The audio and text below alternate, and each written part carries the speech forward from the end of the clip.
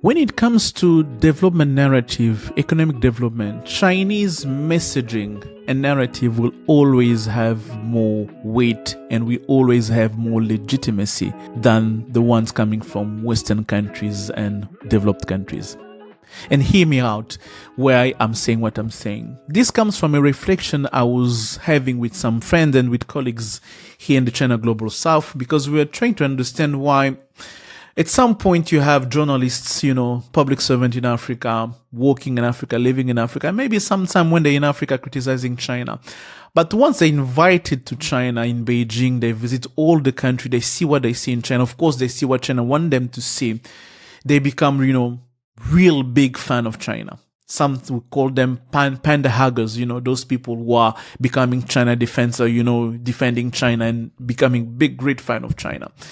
And we are trying to understand why this kind of phenomena is happening. And we also see how African policymakers react harshly when they receive Western diplomats who are coming, out of goodwill or good intention. I won't presume anything, but when they come criticizing China's approach and China's engagement in the country, talking about debt sustainability and all of that, all those issues about China's engagement in Africa, in terms of human rights, in terms of environment, all of that, they put that on the table. But despite all those elements they put on the table, they realize that African decision makers are telling them, this is our right. We want to keep on working with China because we want to diversify our economy and our partnership, because working with China is good for us.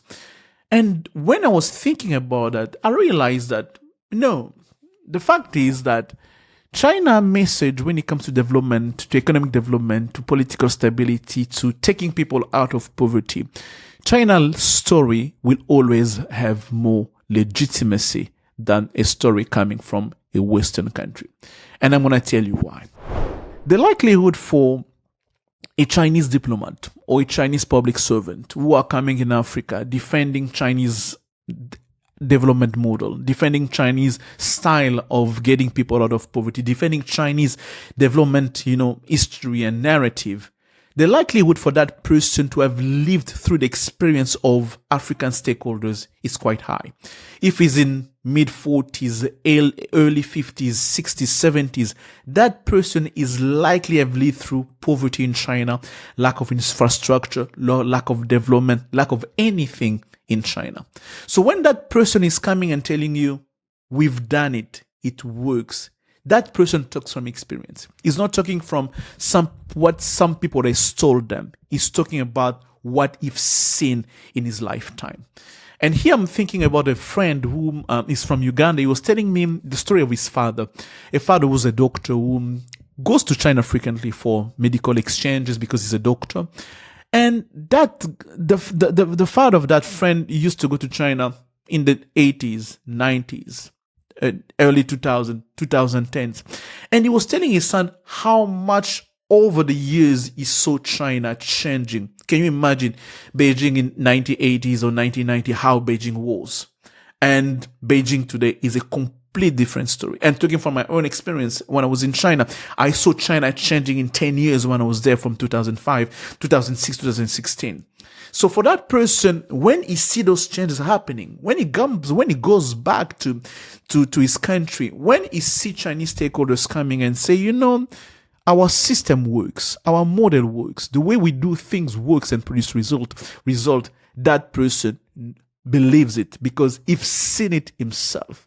Because the likelihood that that person is really talking from experience, that Chinese stakeholder is talking from experience, is quite high, is really quite high, because that person knows what it is not to have road infrastructure and all of that. But when you do have a Western stakeholders coming, World Bank coming from Switzerland, the United States, Europe, France, all of them coming in Africa and saying, either criticizing the way China is doing things in Africa for good or bad reason, either for any kind of reason, when they come criticizing and questioning what China is doing in Africa, and mind you, it's coming with the background of colonialism in Africa, with the background of structural imbalance of an international system, result of a system where powerful countries want to keep less powerful country below them. when that diplomat's coming and telling that story, criticizing Chinese engagement in Africa, or even doesn't criticize, trying to say that the model works, the likelihood for that person to talk from experience is close to none, because that person doesn't know what it is not to have infrastructure, not to have road, not to have internet, not to have electricity, not to have food security.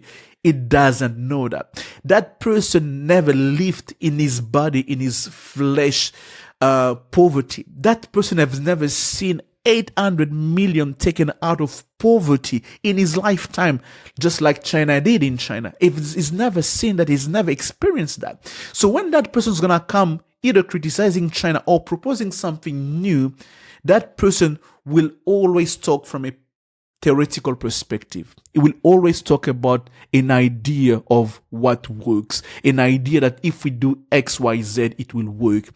On the other hand, but when a Chinese stakeholders will speak, we'll always talk to you about like, I did it, it works. It's working because I'm a living proof of what works and what doesn't work. That's why I do believe at the end that Chinese narrative will bear more weight, more value in the ears of stakeholders in the global south who are searching for development, who are seeking for infrastructure development, who are seeking to see road, railway, all of that happening. Chinese messaging will always bear more weight because it comes from the legitimacy of a living experience, which the narrative of Western country do not have. And I do believe that Western stakeholders should now start thinking about that.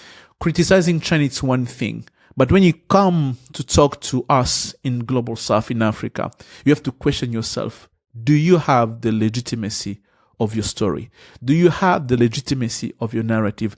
Do you know what I'm living for you to criticize me, to give priority to infrastructure, to roads, to this and that, knowing the impact on how it changed my life? So yes, to get to the point I was making at the beginning of this video, yes, when it comes to development narrative, when it comes to economic development, political stability, and lifting people out of poverty, Chinese narrative will always bear more weight and more value, at least for this generation, in the global south countries and in Africa. My name is Geraud. I'm the Africa editor of the China Global South Project, and here we cover China's engagement in the global south and in Africa in general. And if you are happy with what you saw, if you visit our channel, you're gonna see a wide range of content that we do produce around China's engagement in the global south. And if you like what you've just seen, click the subscribe button and the notification. Every time you're gonna drop a new video, you're gonna be notified, and you're gonna be learning more about about African perspective and global perspective and global south perspective on China's engagement in the global south. I'm gonna see you next week.